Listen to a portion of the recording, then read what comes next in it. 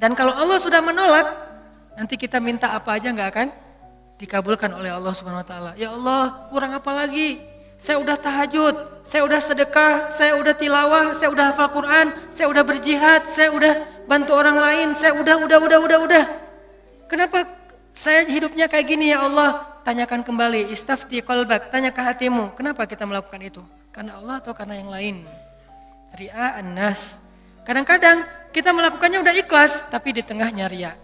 Jadi bisa jadi teman-teman, kita punya beberapa amalan, kalau kita nggak berani mengatakan banyak amalan, kita punya beberapa amal soleh, tapi hampir tidak ada satupun yang diterima di sisi Allah. Kenapa Ustadz? Ikhlas kok Ustadz? Di awal, bisa jadi di tengahnya riya. Enggak, di tengah saya tetap ikhlas, bisa jadi di akhirnya riya. Enggak, di akhirnya masih ikhlas, bisa jadi barusan aja riya. Setelah after years, setelah beberapa tahun. Sehingga kalau kita nggak punya modal amal soleh yang diterima di sisi Allah, gimana kita mau ngangkat kedua tangan kita? Makanya kadang-kadang kan ujiannya kayak gitu. Di awal udah ikhlas, saya nih pengen tilawah yang bagus karena biar orang-orang sholatnya pada khusyuk. Allahu Akbar, ikhlas kan? Alhamdulillahi Rabbil Alamin, ikhlas. Ar-Rahmanir Rahim, masih ikhlas. Maliki Yaumiddin. Ada yang nangis di belakang. Mulai bagus juga ya suara saya. Habis tuh. Teman-teman pikir imam dengan bacaan yang bagus berarti pahalanya lebih banyak dari teman-teman? Belum tentu. Bisa jadi makmumnya dapat untung dari bacaan yang bagus karena dia khusyuk, dia bisa nangis, dia bisa nyaman. Sementara imamnya nggak dapat apa-apa loh. Ini, tapi kita nggak bisa menjudge imam juga ya. Begitu imam baca Alhamdulillahi Rabbil Alamin, pamer. Nggak bisa. Entar jadi susah tuh, semua salah ya, serba salah. Baca bagus salah, baca jelek, imam nih bacaannya kok gini banget sih, jadi serba salah. Ini bukan menjudge orang lain, udah aja masing-masing. Kalau imam bacanya bagus, ya kita husnuzon, Masya Allah bacaannya luar biasa. Kalau banyak orang yang khusyuk gara-gara ini berarti pahalanya banyak banget nih. Kan kita cemburu ya. Si imamnya, astagfirullah, kalau gak dibagusin, Allah suruh yang bagus-bagus. Kalau bagus-bagus amat, ntar sombong. Karena emang bagus sih. Itu habis tuh. Aduh, ngeri banget teman-teman. Di tengah masih ikhlas. Nggak kegoda, kan riya itu kan bukan maunya kita ya. Riya itu kan wasawisus syaitan, yuwaswisu fi sudurin nas, dia yang mengebisikin, tapi di akhir selesai datang, alhamdulillah Ustadz, sambil gini, ada tisu nggak? Saya baru pertama nangis dalam sholat, suara Ustadz luar biasa. Bapak nggak pernah dengar di YouTube saya, sombong, ya. Bapak nggak baru kenal saya. Gitu, atau bukan karena pujian orang lain teman-teman, karena diremehin sama orang lain. Pernah diremehin orang terus jadi riya? Saya pernah ngisi di beberapa masjid agung. Ada kan kalau di daerah-daerah tuh kalau saya ngisi kadang-kadang panitia mintanya di masjid agung. Kan DKM Masjid Agung rata-rata nggak main Instagram ya. Mereka nontonnya TV. Jadi karena saya qadarullah nggak pernah masuk TV, nggak kenal. Ini Ustadz siapa sih? Ada nggak di Damai Indonesiaku? Nggak ada. Oh biasa aja. Karena saya nggak pernah masuk TV, akhirnya beliau nggak kenal kan, bukan yang pemain sosmed. Dan dari situ mulai ada ngeremehin. Panitia nawarin tempat, mereka bilang, udah biasa aja lah, nggak usah terlalu heboh. Paling juga jamaahnya nggak setengah masjid katanya. Saya dikasih tahu sama panitia, Ustadz, ini DKM-nya kayak gitu ngomongnya. Oh, kita lihat aja nanti. Mulai kan? Riya nih. Terus saya datang, ternyata alhamdulillah qadarullah Allah yang melangkahkan kaki-kaki mereka rame nih sampai pelataran masjid. Pas rame, DKM-nya bingung. Ini Ustadz siapa sih kok bisa rame gini yang datang? Saya, ya sih. Riya nih.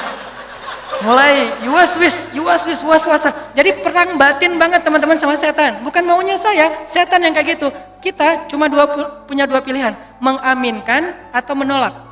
Kalau kita mengatakan iya sih, berarti kita membenarkan kata-kata setan di dalam hati, riya, sombong. Atau kita mengatakan astagfirullah, nggak mau kegoda gitu. Pas waktunya sholat maghrib, panitia biasa, panitia kan kenal pastinya ya, Ustadz dorong-dorong saya gitu kan, DKM nggak ngedorong, kan kepancing.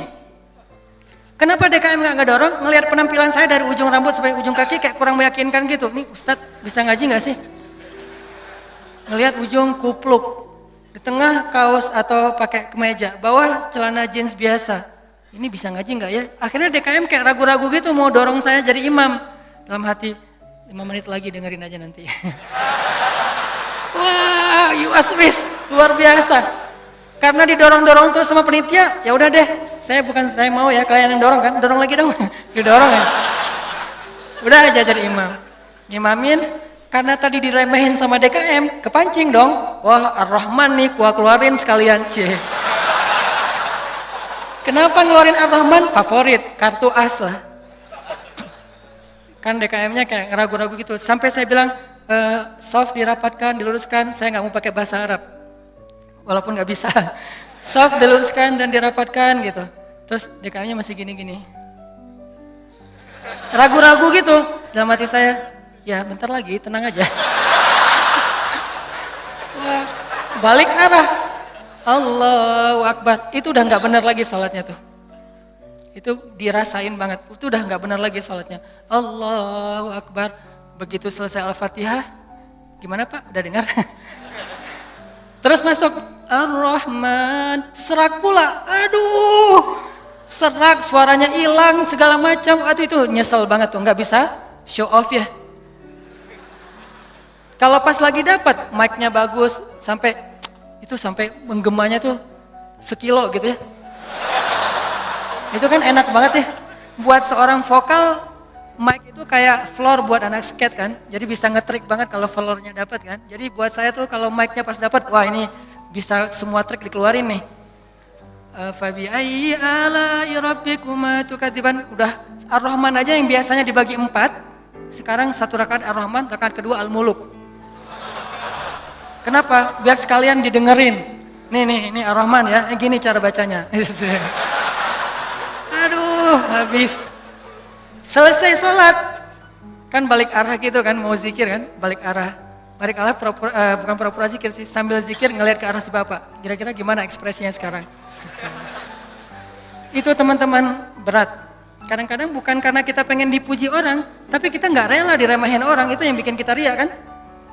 Bukan karena kita pengen dielu-elukan, dipuji, dapat banyak like, dipuja-puja, bukan itu. Itu kita masih kadang-kadang bisa ngerem, tapi kita nggak sanggup bertahan, nggak bisa sabar kalau diremehin orang. Akhirnya kita bocorin juga kebaikan kita. Habis.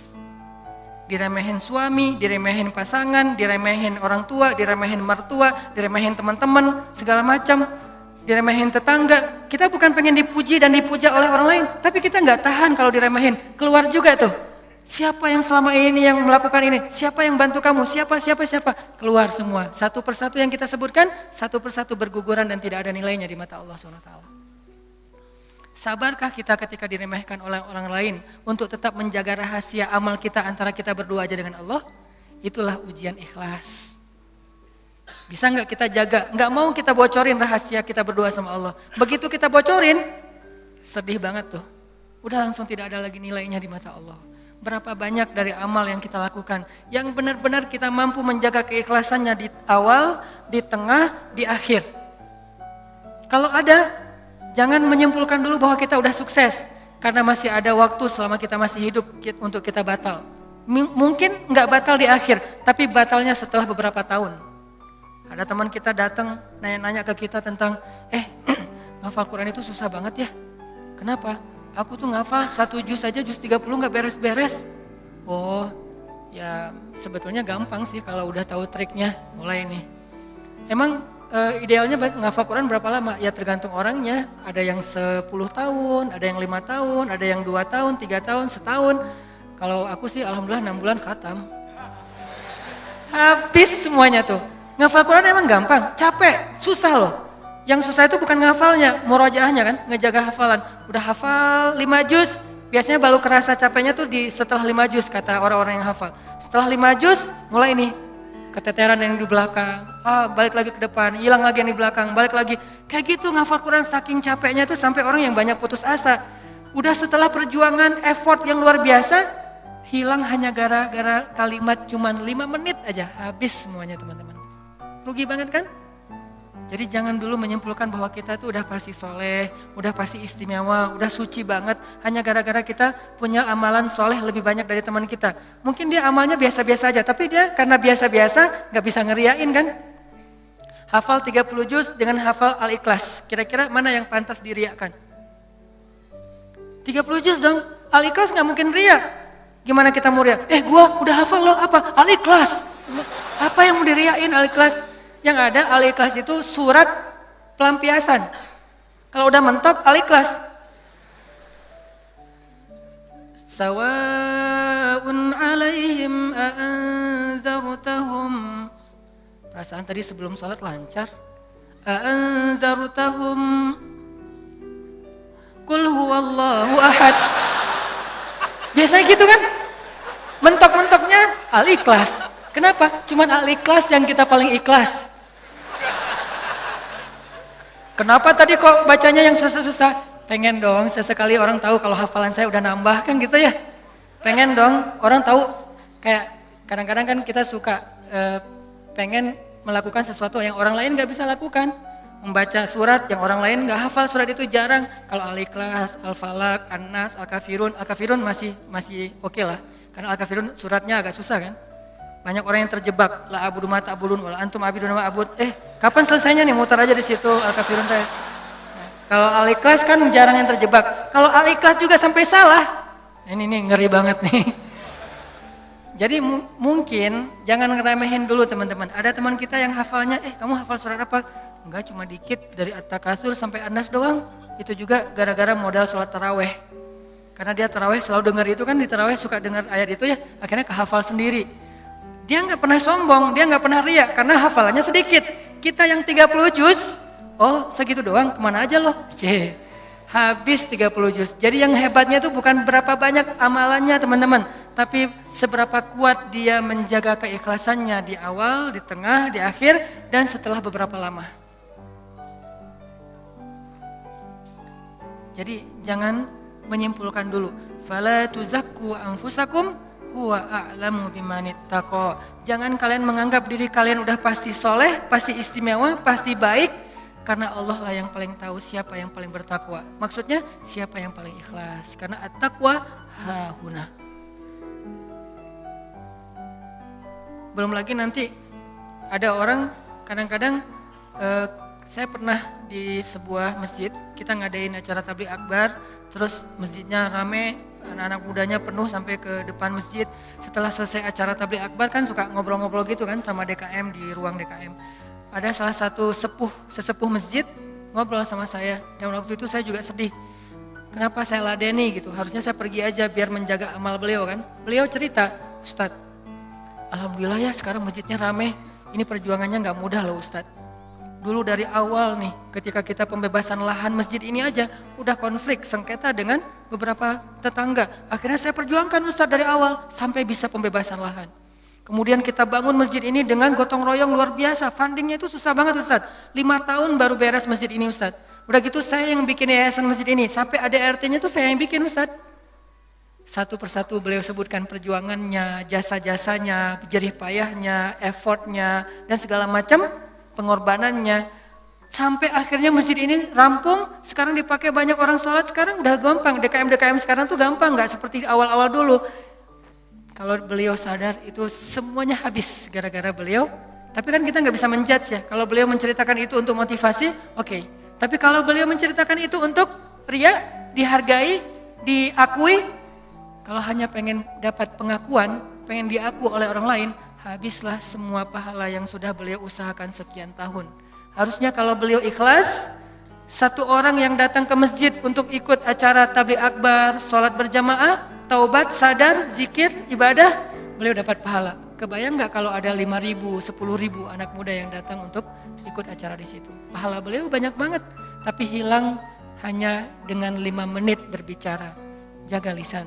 Faliyakul khairan aw liyasmut. Mending diam aja deh. Sebegitu gampangnya hilang amal-amal kita gara-gara tidak mampu menjaga keikhlasan kita teman-teman.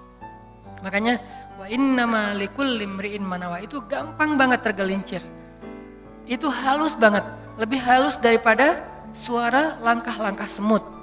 Halus banget, sampai kadang-kadang kita juga terjebak di situ.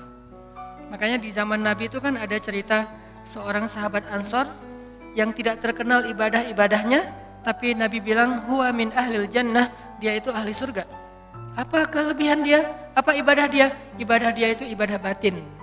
Ketika dikepoin sama beberapa orang sahabat, sama seorang sahabat, kalau nggak salah Abdullah bin Amr bin As, dia kepo datang ke rumahnya, ternyata rahasianya bukan ahli tahajud, bukan ahli sedekah, bukan ahli tilawah, bukan ahli kebaikan-kebaikan yang zahir. Dia kalau ngelakuin amalan yang zahir, yang standar-standar aja lah, yang wajib, yang kalau ditinggalkan pasti dosa, sholat pasti, cuman gak ada yang lebih, biasa-biasa aja. Terus yang bikin dia istimewa, ternyata ibadah batin. Apa ibadah batin dia? Dia bilang, saya tidak pernah dengki kepada orang lain. Kalau ada orang yang dapat nikmat, saya orang pertama yang bahagia. Kalau ada orang yang dapat musibah, saya yang paling sedih. Kalau ada yang orang berbuat salah, saya langsung mendoakan dan memaafkan dia. Inilah ibadah batin dia, teman-teman. Makanya selain kita fokus memperbaiki ibadah zahir kita, sholat kita, cara takbir kita, cara semua ruku sujud kita, perbaiki juga ibadah batin kita. Karena kalau sampai ini rusak, yang lain sempurna, batal. Tapi kalau ini benar, yang lain cacat-cacat dikit, karena kita mungkin punya kekurangan, Allah yang akan perbaiki. Jadi ini teman-teman, tentang pentingnya belajar ikhlas. Dan ikhlas ini termasuk salah satu di antara ibadah juga. Jadi sekedar ikhlas saja itu udah ibadah. Sekedar niat aja itu udah ibadah. Belum melakukan udah jadi ibadah. Bukankah Nabi mengatakan siapa yang berniat berbuat baik lalu jadi melakukannya, maka dia mendapatkan 10 pahala kebaikan. Kalau dia berniat berbuat baik tidak jadi melakukannya, maka dia mendapatkan 1 pahala kebaikan. Siapa yang berniat berbuat buruk jadi melakukannya, maka dia dapat 1 dosa. Siapa yang berniat berbuat buruk tidak jadi melakukannya, dia dapat 1 pahala. Allah baik banget ya. Niat aja dikasih pahala, baru niat tuh. Sehingga para ulama mengatakan kalau begitu, ayo kita berniat yang banyak. Dan memperbanyak niat itu disebut dengan istilah ta'addudin niyah. Ta'addudin niyah, memperbanyak niat-niat yang baik. Saya pengen ini, saya pengen itu, saya pengen. Semua kebaikan kita pengen. Maka pengen aja udah jadi pahala kebaikan yang utuh. Insya Allah tahun depan saya pengen umroh. Azam, niat yang kuat. Ya Allah kasih saya rezeki, saya pengen umroh. Udah nabung, ternyata gak cukup. Maka tahun itu Allah catat kita sudah melakukan ibadah umroh sempurna. Dan bisa jadi lebih sempurna daripada orang yang melakukannya secara fisik. Kenapa? Orang yang melakukannya secara fisik masih ada ujian riya. Lagi di mana? Lagi umroh, posting. Tapi nggak semua orang yang posting umroh itu ria ya. Ini ke diri kita lagi nih, balik lagi kepada diri kita. No judgment. Bisa jadi dia posting, bisa jadi dia tinggalnya di bintang 5. Kadang-kadang umrohnya bareng dengan teman. Kadang-kadang kegodanya gini, umroh nih bareng dengan teman. Pas lagi makan, kan di hotel suka pas makan saling ketemu gitu kan, saling sharing. Dari mana aja? Baru selesai tawaf. Wah, Masya Allah udah selesai tawaf aja, kita baru aja tadi nggak jadi soalnya rame banget. Ya sih rame, tapi kalau kita kuat azamnya pasti lewat lah bisa. Udah mulai nih. Udah berapa kali hari ini? Alhamdulillah baru 7 kali. 7 kali, gara-gara kita ucapin. Niat mengucapkannya itu nggak ada riya teman-teman. Niat mengucapkan itu keceplosan aja pengen ngomong gitu. Alhamdulillah udah 7 kali. Alhamdulillah baru 7 kali. Niatnya nggak ada riyanya sama sekali. Tapi begitu selesai mengucapkan, orangnya mengatakan, Masya Allah luar biasa 7 kali, hebat. Langsung datang setan, yuwaswis. Ya sih, mungkin di rombongan ini saya yang paling banyak rekor tawafnya. Atau kadang-kadang cium hajar aswad. Itu kan sesuatu banget ya, buat jamaah umroh dari Indonesia kan sesuatu banget. Jadi bisa dibilang cium hajar aswad itu kayak poin. Siapa yang paling sering cium hajar aswad, jadi kayak saling share lagi makan. Udah cium hajar aswad? Udah, belum? Udah, alhamdulillah udah 3 kali. Wah saya baru sekali. Akhirnya saling berlomba. Kalau ini niatnya fastabiqul khairat, itu bagus. Tapi gara-gara fastabiqul khairat, kalau sampai terjebak kepada riya, sombong, maka habis. Yang tahu cuman kita. Yang tahu cuman kita. Orang lain gak tahu. Hati-hati dengan ini. Tapi orang yang tadi menabung pengen umroh, terus nggak cukup duitnya, lalu nggak jadi umroh, bisa jadi dia mendapatkan pahala umroh lebih utuh daripada orang yang melakukannya secara fisik. Maka jangan kikir dalam berniat baik. Berniat baik yang banyak. Ketika kita keluar rumah, ya Allah hari ini mudah-mudahan saya bisa bantu orang di jalan. Mudah-mudahan saya bisa silaturahim dengan teman lama atau dengan keluarga. Mudah-mudahan saya bisa mendapatkan ilmu. Mudah-mudahan saya bisa membantu orang dari kesusahan. Mudah-mudahan saya bisa. Perbanyak aja kebaikan kita niatin dan kita serius. Kalau nanti ada kesempatan kita akan lakuin. Begitu kita keluar rumah, Allah sudah mencatat kita seperti melakukan sebanyak kebaikan yang kita niatkan. Jadi niat aja ibadah. Wa innama likulli imri'in ma nawah. Seseorang mendapatkan pahala sesuai dengan apa yang dia niatkan. Niat aja udah ibadah. Apalagi kalau kita kerjakan. Sampai ulama mengatakan, kalau saya mendengar seseorang mengetuk pintu rumah saya, maka saya tidak akan membuka pintu rumah itu sampai saya memiliki 10 niat baik.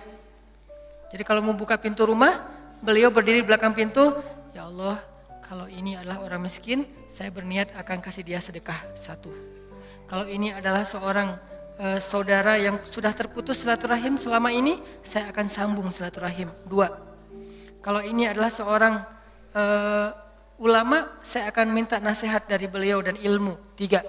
Kalau ini adalah seorang murid, saya akan kasih dia nasihat dan ilmu 4. Kalau ini adalah seorang yang berhutang, saya akan bayarkan hutangnya 5. Terus sampai 10 niat baik baru dibuka pintunya. Ternyata yang datang cuma 1 orang dengan 1 hajat, maka beliau mendapatkan pahala 10 hajat, 10 kebaikan.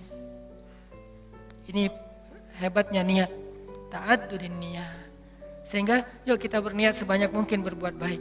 Saya akan gini, saya akan gini, saya akan gini. Salah satunya untuk akhirat kita, kalau saya pribadi berniat, ya Allah saya pengen banget nanti sebelum meninggal, kalau bisa udah khatam 30 juz. Dari dulu diusahain belum beres-beres. Naik dikit, turun banyak. Naik dikit, turun banyak. Kenapa? Mungkin banyak dosa, bisa dosa lisan, bisa dosa mata. Bukankah dosa itu bisa menghilangkan hafalan ayat Al-Quran? Dan kata Nabi, Al-Quran itu gampang hilangnya, lebih gampang daripada hilangnya onta yang liar. Cepat banget hilangnya. Enggak Ustadz, saya udah banyak dosa tapi enggak hilang-hilang. Ya enggak ada yang dihafal, apa yang mau dihilangin? Coba kalau mau tahu kita banyak dosa atau enggak, hafal Quran deh. Kalau susah, pasti banyak dosa. Kalau mau tahu itu cara kita untuk bisa mendeteksi dosa kita, salah satunya ya, hafal Quran. Coba, itu akan mendeteksi banget. Kalau kita udah lancar bacaan, tapi dengan syarat bacaannya udah lancar. Karena kalau bacaan belum lancar, ya bukan karena dosa, emang nggak bisa baca Quran ya. Berarti tahapannya baca Quran dulu. Kalau bacaannya udah lancar, tapi kok nggak bisa ya ngafal Quran? Ini bisa jadi kata Imam Waqi', al-ilmu nurun wa nurullah la yu'talil asi. Ilmu itu cahaya dan cahaya Allah itu tidak diberikan kepada pendosa.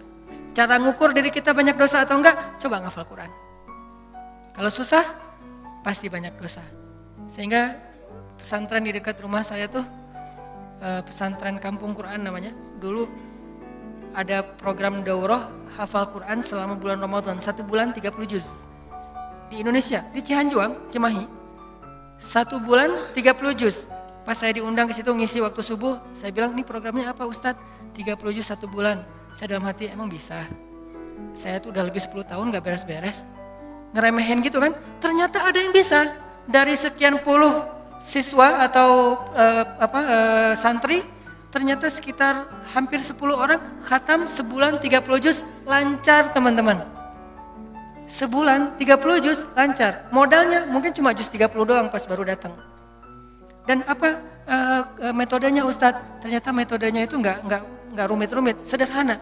Kalau mereka ngerasa susah hafalan, disuruh sholat taubat terus istighfar. Itu doang.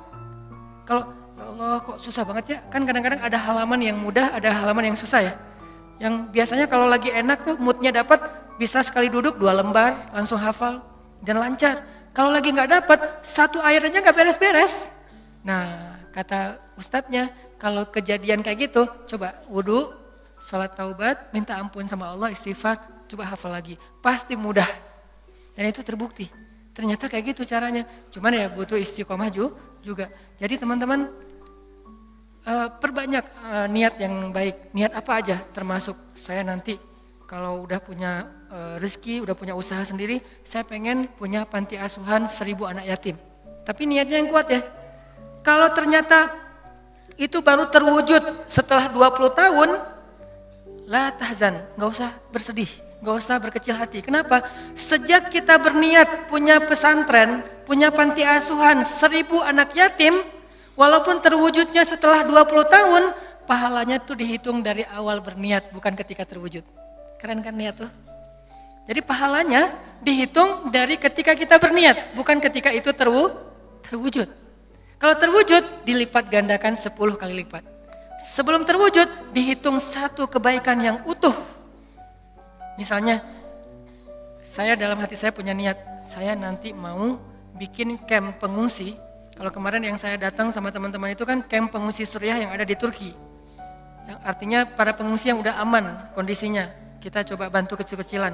Nah ini dikasih lagi tanah sama Erdogan, sama Turki, lewat menteri di niatnya, lewat Golden Future kita kerjasama di Aleppo perbatasan dengan Turki, di dalam Suriahnya.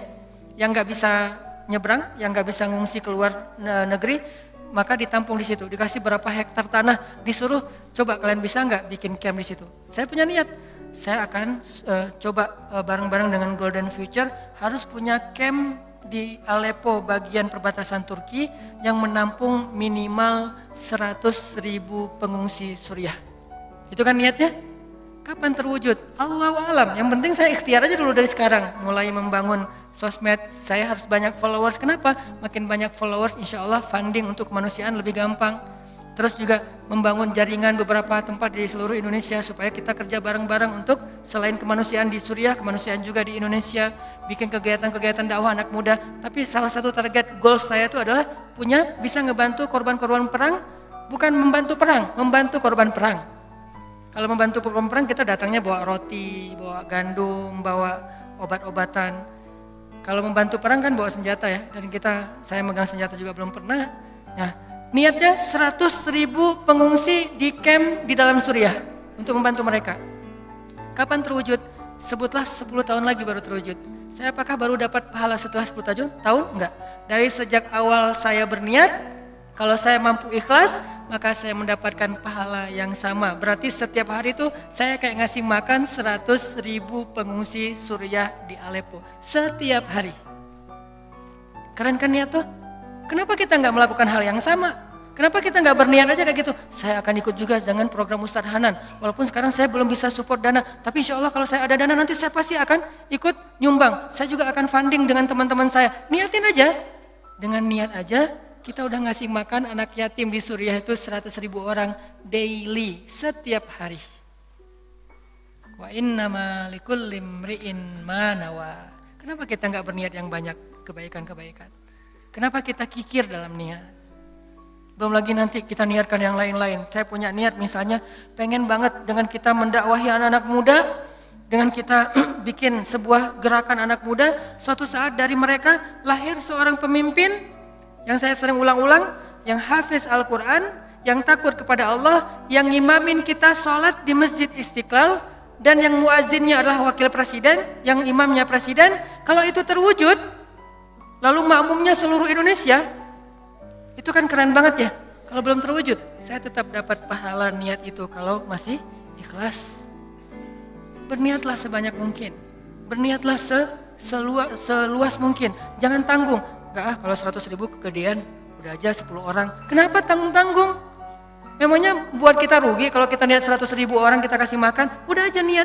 Tapi nggak mungkin tercapai, siapa bilang nggak mungkin? Banyak hal yang sekarang saya alamin secara pribadi dan bersama teman-teman di Pemuda Hijrah, itu kejutan loh dari Allah.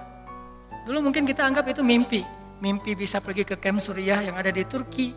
Mimpi bisa dakwah ke anak-anak, teman-teman anak-anak muda bisa bareng-bareng. Mimpi bisa ini, bisa itu, segala macam.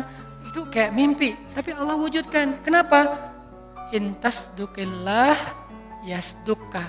Kalau kamu jujur kepada Allah, Allah juga akan jujur kepada kamu. Ya Bani Israel, adhkuru ni'mati allati an'amtu alaikum wa aufu bi'ahdi ufi bi'ahdikum.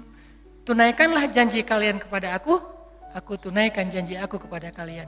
In tasdukillah yasdukka. Jujurlah kepada Allah, Allah jujur kepada kalian. Ihfazillah yahfazka. Jaga Allah, Allah jaga kalian. Fadhkuruni adzkurkum. Ingat aku ingat kalian. Selalu kayak gitu, kaidahnya sama. Walaupun redaksinya berubah-ubah.